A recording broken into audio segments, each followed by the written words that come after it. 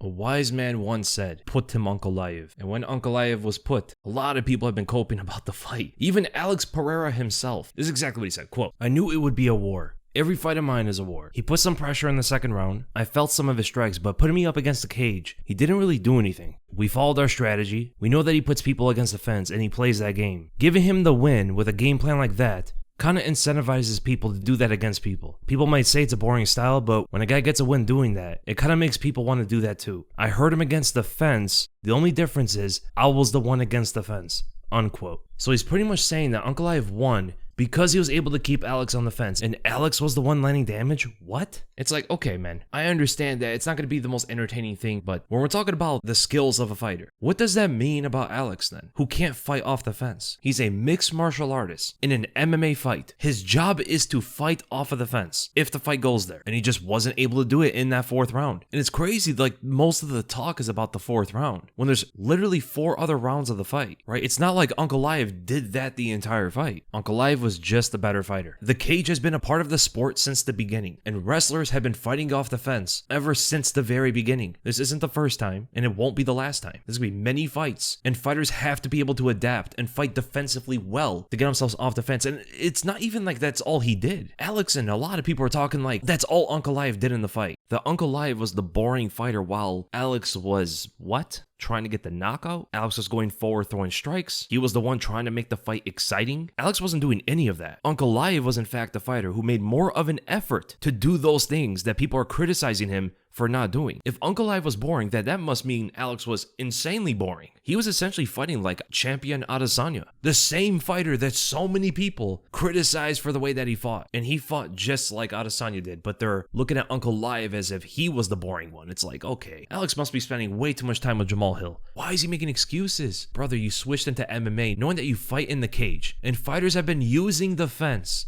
ever since the very beginning. This is not a new concept of wrestlers pushing the other guy against the fence. Yeah, it's boring. It's almost never entertaining. But in the competition of a sport, it's what fighters are going to do, man. They've been doing it forever. And fighters are only getting better with using the fence as the sport evolves. Fighters should also be better defensively against the fence. If Alex was moving forward in that fight, he would have never been on the fence. That's where footwork, octagon control, all that sort of stuff comes into play. You can look at an example of Jose Aldo, right? Jose Aldo, 2 fights, he was kept on the fence. But earlier in his career, he actually had a knockout against a fighter who tried to do that. Chad Mendes, the first time they fought, Aldo defended against the fence, escaped the grip, kneed him in the face and knocked him out. The fence is part of the sport. There should be some drilling in the training room on defending against that. Alex is moving away from Ankalaev for most of the fight. Therefore, he's going to be closer to the fence. He shouldn't be moving away from him as much as he was. His kicking game plan worked against him as Ankalaev countered with his pressure. That allowed him to push up against the fence in the 4th round as easily as he did. If Alex wasn't moving back, he wouldn't be pushed up against the fence. But a lot of it is taking credit away from Ankalaev, right? The guy became the world champion. He's literally the best light heavyweight in the world. He deserves some kind of credit for that, right? And that's not even looking at the 2nd round, where Ankalaev outstruck him and hurt him at the end of the round. To make it seem like all Ankalaev did was hold him against the fence is inaccurate. To be fair, I think Ankalaev was more exciting than Alex was in that fight. He was actually bringing the fight to Alex, more than Alex bringing the fight to Ankalaev. Alex was moving away from Ankalaev, only throwing kicks. Ankalaev at least was digging him with left hands in moments. He stunned him at the end of the 2nd round. In some of those moments, with how hard he was throwing that left hand, there were openings for Alex to counter him, but he just didn't. If you ask yourself about the fight honestly, which of the 2 fighters was trying to get the knockout? It was Ankalaev. Which of the 2 was the aggressor? Ankalaev. Which was throwing more strikes? Ankalaev. 1 round of fence control is defining Ankalaev's performance, where he literally outstruck Alex for most of the fight. He went forward, stunned him with shots, and threw more power strikes. Now, it would be different if all he did was hold Alex against the fence. What happened in the other 20 minutes of that fight? Ankalaev outstruck him for most of that. That's what actually happened in the fight. Now, 5 minutes of control against the fence is a long time, and I get it. I don't find that necessarily the most entertaining thing either. But to say that's all he did, or even that's what he mostly did, is inaccurate. Listen, man, I'm an Alex Pereira fan. He's an amazing striker. He had great takedown defense. He showed some good skills in that fight that we haven't seen before, but the better fighter won. Alex Pereira lost to the better fighter. End of story. Can he win the rematch? Yes, he can. He absolutely can. But he needs to make the adjustments in the striking, knowing now that his takedown defense is as good as it is, right? He should be a lot more confident in his takedown defense going into the rematch now. But you can't rule out Ankalaev winning as well. This is a fight between the 2 best fighters in the light heavyweight division. This is the reason why we wanted to see this fight for a long time. It's the 2 best fighters in the weight class. Now, here's the thing about the evolution of the sport. So fighters fighters evolve over time, generally. Now, light heavyweight, heavyweight have regressed, but there are some fighters, some outliers in these divisions, who are getting better and should raise the standard of how good a light heavyweight fighter should be. That doesn't always mean they're going to be more exciting, though. Sometimes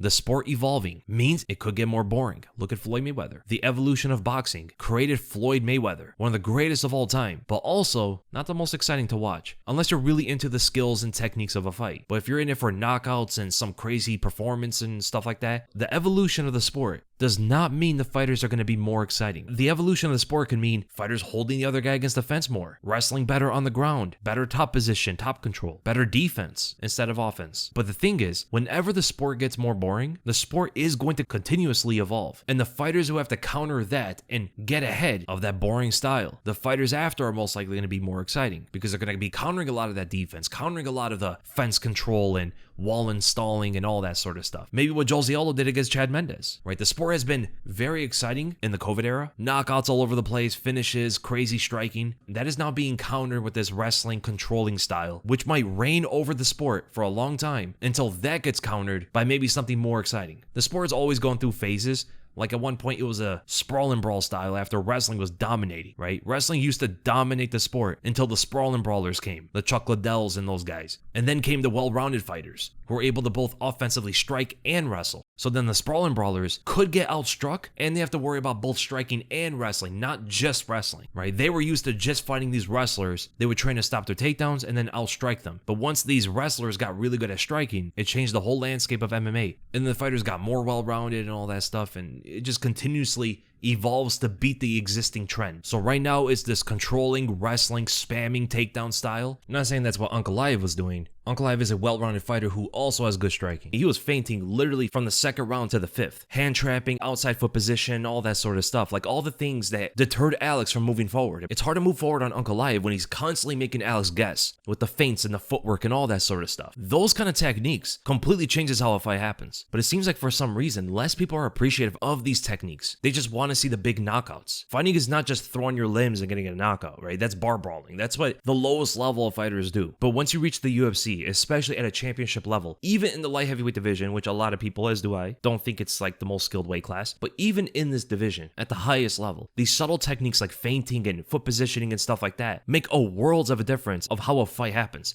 Like we could say, oh, Alex should have just went forward and throw punches and risk getting knocked out or taken down. There's a reason why he didn't. It's exactly what Ankalaev was waiting for. There were a few times throughout that fight where Alex did move forward and Ankalaev took an angle and ready to counterpunch him or lowered his levels slightly, ready to shoot a takedown. A lot of people seem to forget that Ankalaev is a counter striker. He's not a lead fighter unless he has to be. He didn't even use the best of his skill set to beat Alex Pereira, which is the craziest part of that. So that's my rant about the Alex Pereira Magomed Ankalaev fight. Essentially like my final thoughts of it. Seeing Alex say that all Ankalaev did was hold him on the fence and fighters shouldn't be able to win like that. He didn't. He won one round because of it. But also, if you are good enough of a fighter, you shouldn't be stuck on the fence, right? And that pains me to say because Jose Aldo lost fights like that. But it's the truth, man. My favorite fighter lost 2 fights because of that. 2 fights. But to be unbiased, hey, man, how come that doesn't happen to a lot of these other high-level, a lot of these other world-class fighters, man? But yeah, I just saw a lot of people coping with the fight, and I just had to talk about it. I'm like, dude, there's no way. Did we all see the same fight? I mean, Alex was in there, and he's saying the same thing, too. Like, it doesn't make any sense. They lost to the better guy. There's nothing else about it, right? So now it's Big Onk time. Hopefully Big Onk is an active champion, fights multiple times a year. That would be awesome. Next video.